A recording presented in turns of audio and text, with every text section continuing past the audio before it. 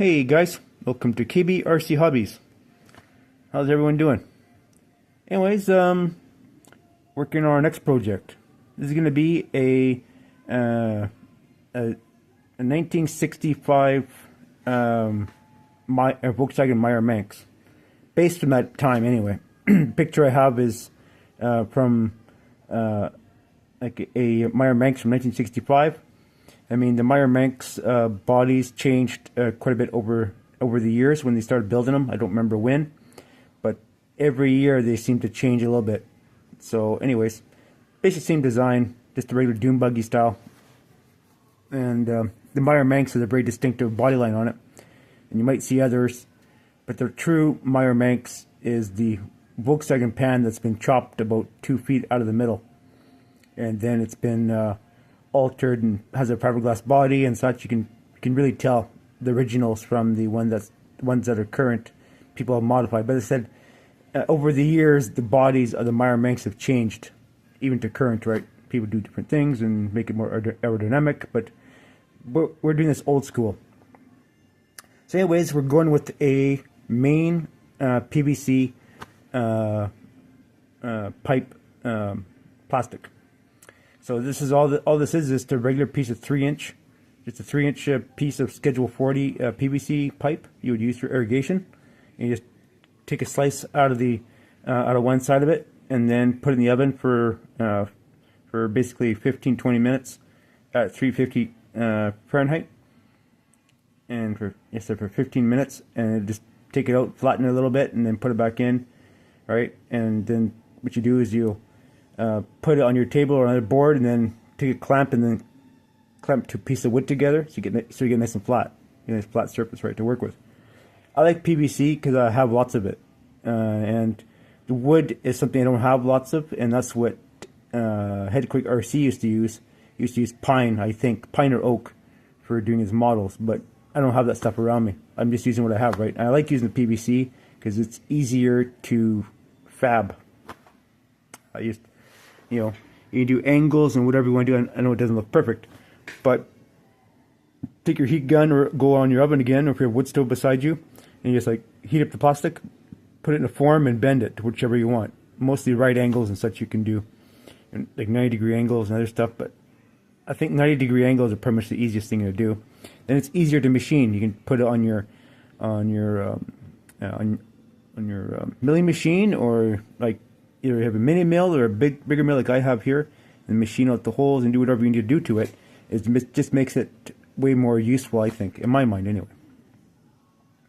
So we're going to make just the basic body, and then start adding on the foam and start shaping it to what we want. So yeah, so this has to be done this way first to get the main design, and just keep on gluing foam, the PVC foam board, which is that stuff there, the regular PVC foam board, right? And just keep, because this, if you sand it down, the crazy glue does adhere to it. So, but you have to be kind of careful, because this PVC is a bit of a pain in the ass to work with in that way, unless you happen to bolt the PVC foam board to this here again. Just make a few points and bolt that foam board to this, and then you're fine, right? So those are always options, right? But yeah, so yep, I knew we should use this chassis for something eventually. It just takes a bit of time. So, but yeah, so anyways, now we got this all bolted in. Got this all bolted in here. Let's get chassis. Now bolt the front end, and bolt the back end. Got to extend it out a little bit.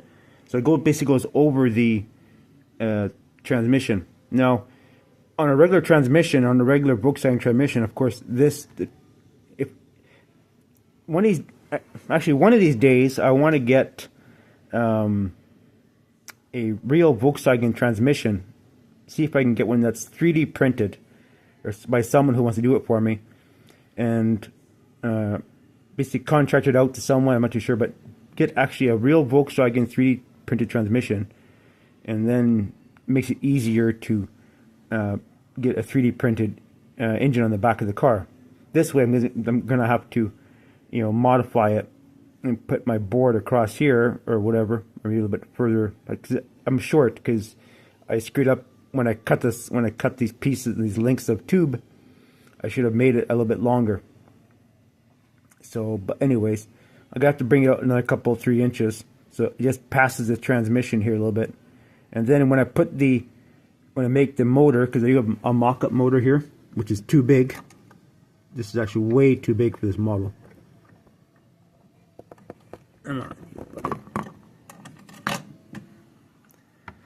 This motor is way too big for this. Way too big. This motor is actually more or less designed for a maybe 1/8 scale. So to make it a little bit smaller, but basically the engine case has to go right over like this, you know.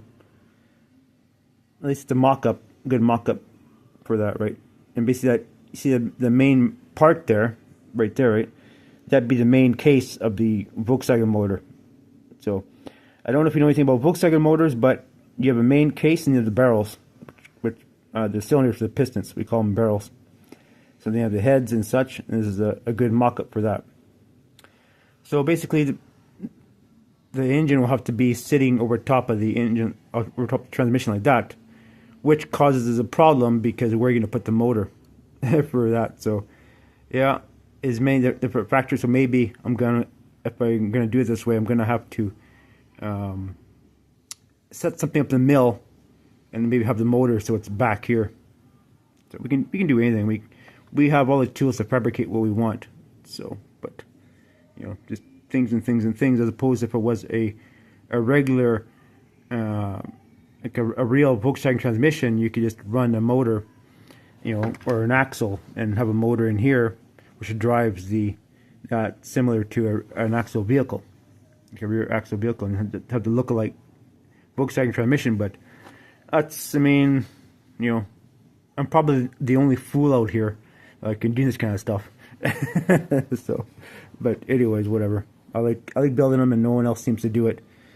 So I guess I get kind of OCD about this kind of stuff, how I want it to look. So no one else is doing it other than me, I suppose. So anyways, guys, that's all to say for now. So when we get a little bit more further on this project, we'll bring it back as always. And remember to like me and subscribe to my YouTube channel, where I always find different content, which I don't always post on TikTok. But this video I'm probably gonna put on YouTube because I heard a rumor that TikTok was closing down. So I don't want all my hard work going to waste, or video making, I guess, or something like that. All right, guys, thanks for watching. Bye for now.